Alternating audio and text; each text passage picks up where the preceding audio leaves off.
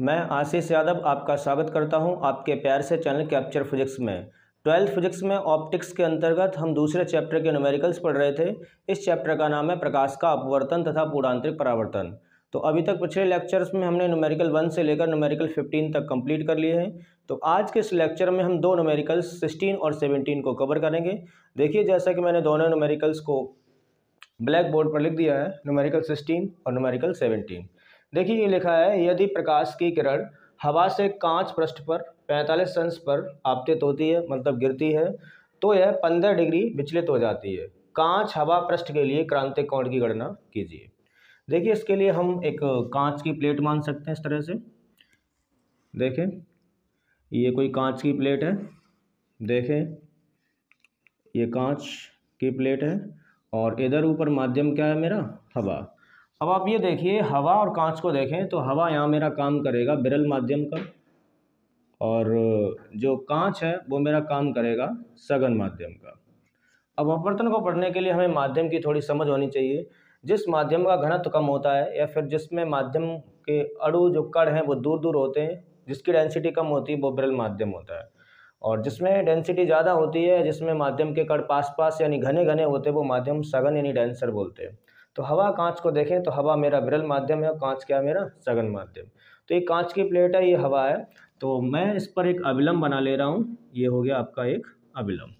देखिए, अब बोला है कि एक प्रकाश की किरण हवा से कांच के पृष्ठ पर, यानी हवा से किस में जा रही है? कांच पर जा रही है। हवा से कांच के पृष्ठ पर 45 अंश पर आपतित होती है। आपतन का मतलब फिजिक्स में गिरना होता है। तो 45 अंश पर वो गिर रही है।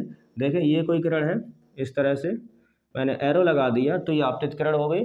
और आपतित किरण का अविलंब के साथ जो कोण होता है उसे हम आपतन कोण कहते हैं, और वो हमें दिया है 45 अंश, यानी ये वाला कोण हमें दिया है 45 डिग्री।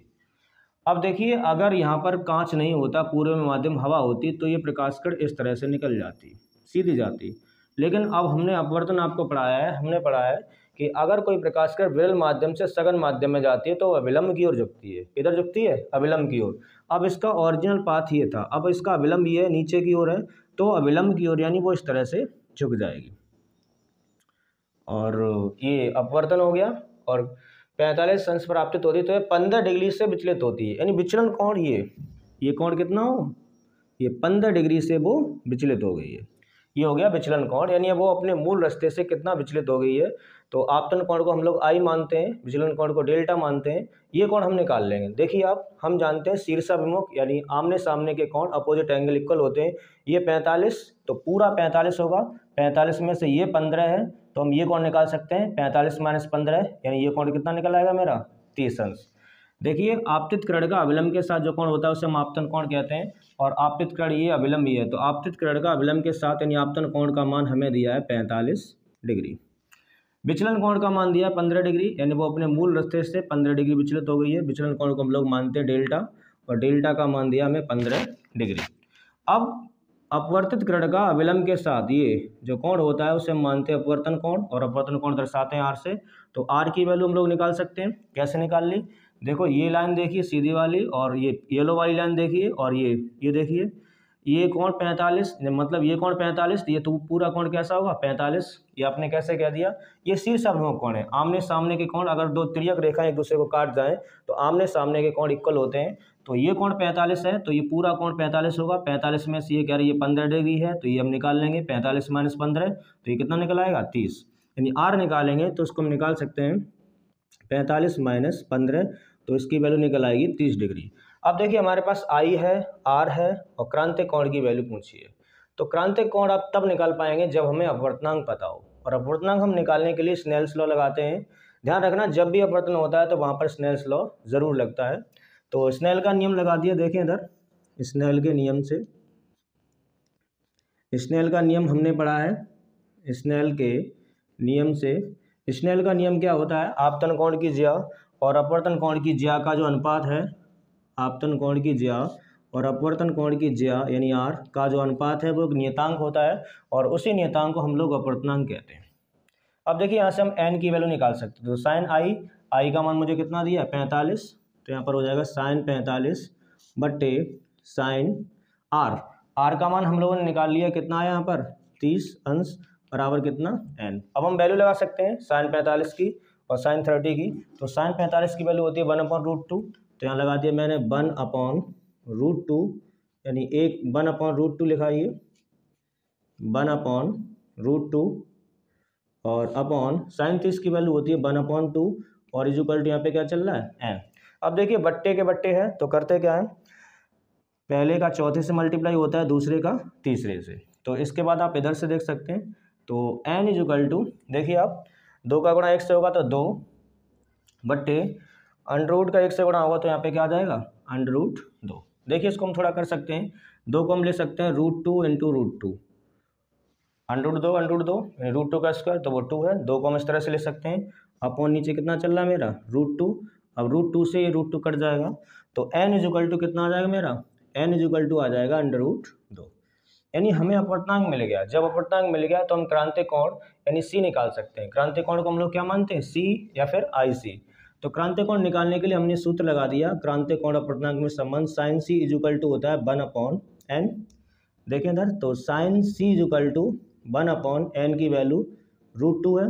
इस तरह की calculation sine C equal to हम ये देखते हैं साइन की टेबल में 1/√2 किसका मान है, तो साइन की टेबल में 1/√2 साइन 45 का मान होता है। तो देखिए इसको मैंने लिखा sine C equal to sine 45, देख सकते हैं साइन उधर जाके साइन इनवर्स बन जाएगा तो sine inverse sine theta, only theta बचता है। तो यानी यहाँ से C की जो वैल्यू है वो मेरी कितनी निकल आएगी, 45 डिग्री।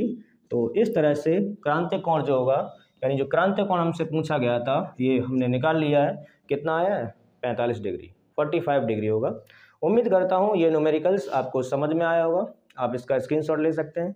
और अब हम चलते हैं न्यूमेरिकल नंबर 17 पर। देखिए वो इधर लिखा है, ये लिखा है प्रकाश किरण, यानी कोई प्रकाश की किरण है, प्रिज्म के पृष्ठ AB पर अविलंब आपतित होती है। ये प्रिज्म बनाया ABC, तो प्रिज्म AB का जो पृष्ठ है एक प्रकाश किरण अविलंब आपतित होती है, मतलब ये गिरती है, ये वाली किरण है जैसा कि चित्र में दिखाया गया है। मतलब ये डायग्राम क्वेश्चन में बना हुआ है। n अपवर्तनांक का द्रव पृष्ठ AC के ऊपर रखा जाता है। अब जो पृष्ठ AC है वो ये है, इसके ऊपर एक द्रव भर दिया गया है जिसका अपवर्तनांक n है। कोई लिक्विड यानी कोई जल भरा हो सकता है, कोई द्रव है जिसका अपवर्तनांक n है। फिर बोला उन्होंने n का वह अधिकतम मान ज्ञात कीजिए, मतलब हमें इस n की वैल्यू बतानी है, यानी उसके ऊपर जो द्रव भरा हुआ है उसका अपवर्तनांक कितना है ज्ञात कीजिए, जिससे पृष्ठ AC से प्रकाश किरण का पूर्ण आंतरिक परावर्तन हो जाए, यानी वो प्रकाश किरण उसी माध्यम में वापस लौट आए।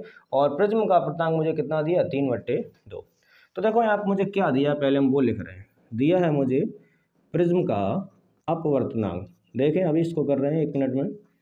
प्रिज्म का अपवर्तनांक और इक्वल टू कितना दिया मुझे, 3/2। देखो इसको हम ऐसे ले सकते हैं, अपवर्तनांक को मानते हैं हम n, किसका है, प्रिज्म ग्लास का बना होता है यानी कांच का, तो इसको हम ऐसे ले सकते हैं। अब कोई माध्यम नहीं दिया है तो इसको हम ले सकते हैं यहाँ पर ANG, यानी ANG का मान हमें दिया है 3/2, कॉमा हम इससे क्या पूछा गया इस क्वेश्चन में, n, यानी जो आपने द्रव भरा हुआ है इस प्रिज्म के ऊपर उसकी वैल्यू बताइए, तो यानी n equal to question mark.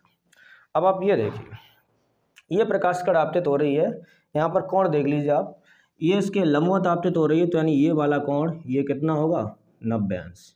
गौर करना। अब त्रिभुज का तीसरा कोण हम निकाल सकते हैं, अगर हमें 2 कोण पता हो, ये 90 ये 60, 9 6 15 यानी 150 हो गया, तो ये तीसरा कोण हो जाएगा मेरा 30 अंश का। देखते रहे ना, ये 30 अंश का हो जाएगा। अब ये एक अविलंब है, पूरा कोण कितना होगा 90, 90 में से ये 30 है तो ये कितना होगा 60, 90 माइनस 30, यानी ये कोण हमें मालूम पड़ गया, ये कोण कितना मेरा 60 अंश। देखिए इसको मैंने कैसे निकाला है, ये लंबवत आपतित होती है तो ये 60 दिया, लंबवत यानी ये 90 जरूर होगा, लंबवत है तो कोण 90 डिग्री होगा। अब ये 90 है ये 60 है, तो हमने तीसरा कोण निकाल लिया 180 में से घटा के, 9 6 15 यानी 150 हो गए, 150 में से हमने 180 में से 150 को घटाया तो तीसरा कोण मुझे 30 मिल गया, 30 डिग्री। अब हमें मालूम पड़ गया ये फिर एक अविलंब है, पूरा कोण यहाँ पे 90 अंश होगा, ये 30 है तो ये निकाल लिया, 90 माइनस 30 यानी ये कोण कितना होगा 60 अंश। अब सवाल आता है कि हमने ये कोण क्यों निकाला है। ये देखिए, इसके लिए आपको पूर्ण आंतरिक परावर्तन की थोड़ी थ्योरी मालूम होनी चाहिए। पूर्ण आंतरिक परावर्तन क्या होता है, जब कोई प्रकाश किरण सघन माध्यम से विरल माध्यम में जाती है। आप देखना सघन माध्यम या कांच है और द्रव को देखें तो कांच या सघन माध्यम है, द्रव कैसा है विरल माध्यम, तो सघन से विरल में जा रही है, तो यदि आपतन कोण का मान क्रांतिक कोण से अधिक हो जाए तो वह किरण उसी माध्यम में पूर्णतः परावर्तित हो जाती है। इस क्वेश्चन में उन्होंने बोला है कि जो पृष्ठ AC से प्रकाश किरण पूर्णतः आंतरिक परावर्तन हो जाए, यानी वो किरण पीली जो किरण ये जा रही है वो उस द्रव में नहीं जाएगी, इसी में पूर्णतः आंतरिक परावर्तित, यानी वो इस तरह से परावर्तित हो जाएगा। इस केस में क्या होगा, जो आपतन कोण आई है उसका मान क्रांतिक कोण के बराबर होगा। तभी ऐसा होगा, आपतन कोण का मान क्रांतिक कोण से ज़्यादा हो या उसके बराबर हो, तो इस केस में ये यानी जो आपतन कोण का, यानी आपतन कोण को हम आई मानते हैं, आपतन कोण का मान क्रांतिक कोण यानी क्रांतिक कोण को सी मानते हैं, उसके बराबर होगा। यानी आई क्या होता है, आपतित किरण का अभिलंब के साथ जो कोण, यानी आपतित किरण ये है और अभिलंब ये, इसके साथ कोण कितना बनना है, 60 अंश। तो इस केस में हमें पता चल गया जो आपतन कोण यानी क्रांतिक कोण है इसका मान कितना है मेरा, 60 अंश। अब देखिए हम इस सूत्र लगा सकते हैं। अब हमें अपवर्तनांक पूछा है, क्रांतिक कोण हमने निकाल लिया डायग्राम से। तो अपवर्तनांक और क्रांतिक कोण में रिलेशन होता है sine C equal to N upon A N G. आपने एक फॉर्मूला देखो अभी मैंने यहाँ पे लगाया था, sine C equal to 1 upon N, sine C equal to 1 upon N. यहाँ 1 एक्चुअली में ये लगाते हैं, इसके ऊपर माध्यम हवा है और हवा का अपवर्तनांक 1 होता है, तो यहाँ पर 1 आ जाता है। अब यहाँ पे मालूम नहीं है, यहाँ पे द्रव भरा हुआ है, द्रव का अपवर्तनांक कुछ अलग होगा, तो फॉर्मूला वही है sine C equal to N upon A N G. अब इस एन की वैल्यू हमको बतानी है, एन की वैल्यू निकालनी है, तो हम एन की वैल्यू निकालेंगे तो N equal to cross multiplication ये इधर आ जाएगा, यानी यहाँ हो जाएगा साइन सी और इंटू ए एन जी। हम वैल्यू पुट कर सकते हैं, एन इजुकल टू साइन सी की वैल्यू कितनी है 60 और इंटू ए एन जी की वैल्यू कितनी है 3/2। देखिए इधर साइन सी साइन 60 की वैल्यू होती है √3/2 और इंटू इसकी वैल्यू कितनी है 3/2। तो गुणा कर देंगे, देखो 3 का रूट 3 से होगा तो ये हो जाएगा मेरा 3√3 और बट्टे 2 का गुणा 2 से होगा तो कितना हो जाएगा 2 दूनी 4।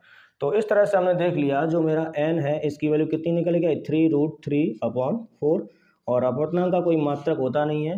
तो अब हमें इस क्वेश्चन में मालूम पड़ गया जो आपने प्रिज्म के ऊपर द्रव भरा था उसका अपवर्तनांक कितना 3√3/4। उम्मीद करता हूँ ये दोनों क्वेश्चंस आपको समझ में आए होंगे, आप इनका स्क्रीनशॉट ले सकते हैं। और हाँ, एक्टिव चित्रा प्रकाशन की बुक के न्यूमेरिकल्स को सॉल्व करने के लिए आप हमारे चैनल पर विजिट कर सकते हैं।